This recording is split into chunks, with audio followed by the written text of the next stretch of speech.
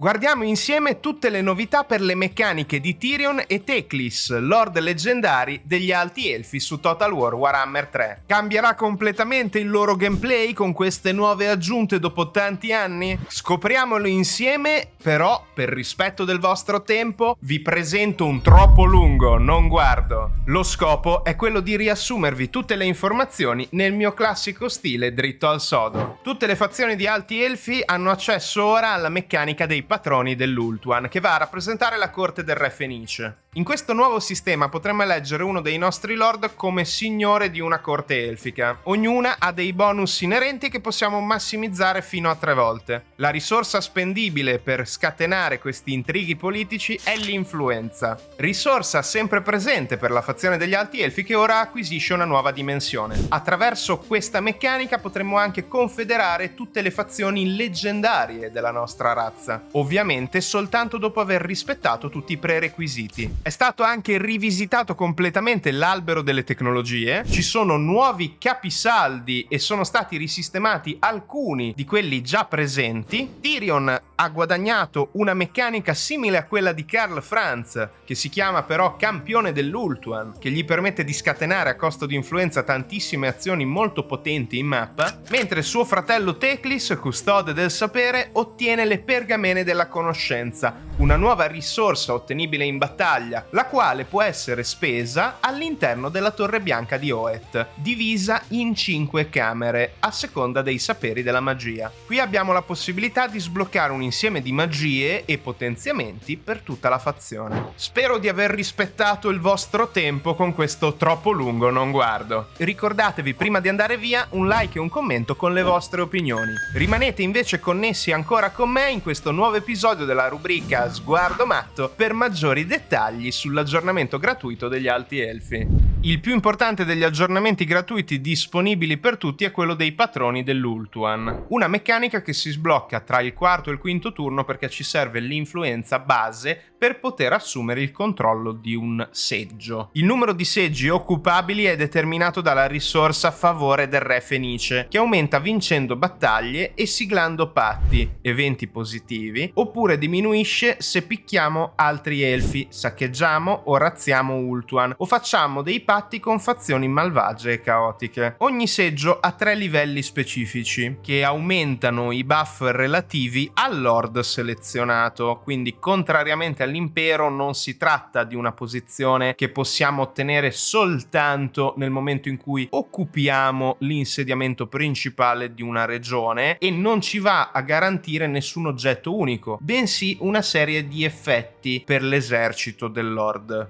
Ci saranno eventi sporadici in cui l'intelligenza artificiale cercherà di spodestare il giocatore o le altre intelligenze artificiali. Tutte le volte che dovremo affrontare un intrigo di corte o una manovra politica avremo anche a disposizione in questa schermata una scelta. Potremo spendere subito dell'influenza per garantirci 3 turni di immunità che è possibile anche ogni volta che selezioniamo per la prima volta un lord per un seggio o che spodestiamo un lord avversario. Abbiamo anche l'opzione di far proseguire l'intrigo politico con una scelta ad eventi, tramite la quale potremo anche barattare il nostro seggio per soldi, risorse, influenza, oggetti, modificatori di fazione. Insomma, è molto variegato, è un sistema che sicuramente dà tutt'altra dimensione alla risorsa dell'influenza. È un passo avanti che secondo me rappresenta una via di mezzo fra il sistema elettorale imperiale e la torre nera di Zarnagrond dei Nani del Caos. Ogni fazione leggendaria può essere confederata da questo pannello quando i requisiti sono soddisfatti. Servono generalmente più seggi da patrono al livello 3. È specifico che a livello 3 il seggio ha perennemente l'immunità. L'unica occasione in cui potremo perdere un seggio oppure sarà impossibile ottenerlo è quella in cui una fazione non elfa alta occuperà la regione principale della corte.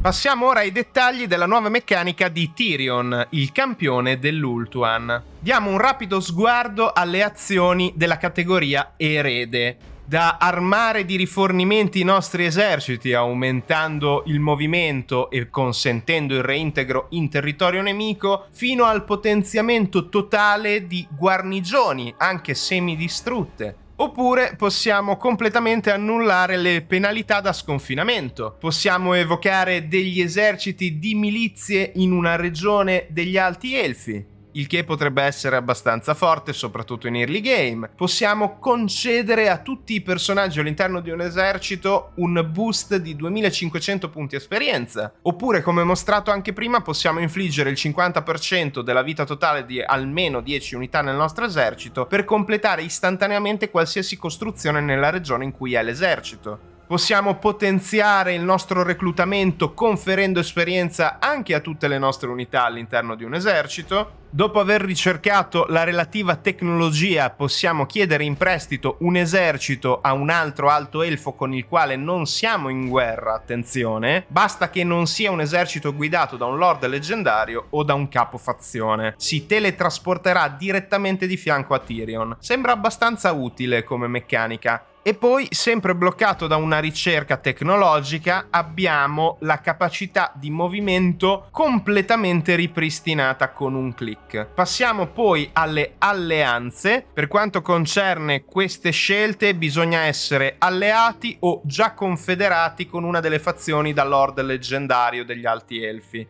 Sono tutte opzioni abbastanza uniche e interessanti che danno a Tyrion sicuramente molti più strumenti, come se ne avesse bisogno in realtà, essendo sempre stato uno dei lord leggendari più facili con il quale iniziare a giocare in generale Total War Warhammer. Non credo che siano meccaniche troppo complesse da comprendere e si sposano abbastanza bene anche con tutto ciò che riguarda i patroni di cui abbiamo parlato prima. Tyrion ha una meccanica che io ritengo simile a quella di Karl Franz, ma più specifica e con il flavor elfico. Tutte queste abilità possono essere utilizzate a costo di influenza, sì, e non condividono i tempi di recupero fra di loro. Ogni azione ha il proprio tempo di recupero. Passando ora a Teclis con le pergamene della conoscenza che può ottenere, come vi ho già anticipato, durante le battaglie. Più maghi sono presenti all'interno di una battaglia, lord od eroi, più pergamene della conoscenza verranno guadagnate. Esse si vanno a spendere all'interno dei segreti della Torre Bianca. Ci sono varie camere. La prima e più importante è quella che costa anche di più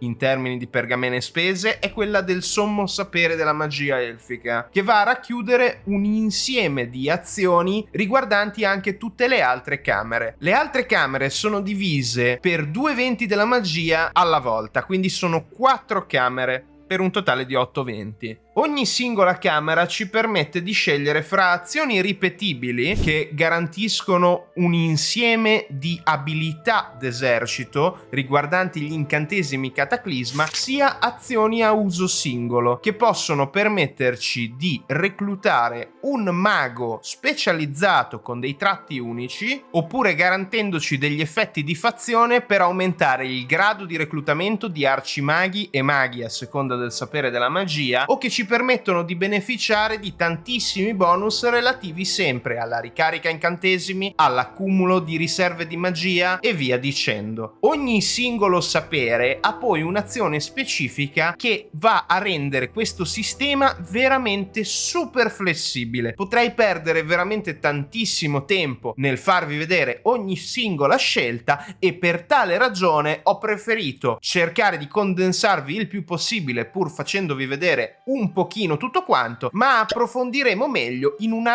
live relativa all'esperienza di Teclis. Così facendo magari potrò farvi vedere più nel dettaglio non solo tutte le varie scelte a sua disposizione, ma anche gli incantesimi cataclisma che potremmo sbloccare per tot turni sui nostri eserciti. Infine, la Creative Assembly ha introdotto un nuovo dilemma per Teclis simile a quello già presente per Eltarion. Dopo aver conquistato la prima provincia potremmo scegliere fra 3 opzioni: confederare il Seifery e tornare a casa, confederare il Seifery ma rimanere con Teclis qui nelle terre del sud, oppure ignorare completamente il regno della Torre Bianca di Oeth.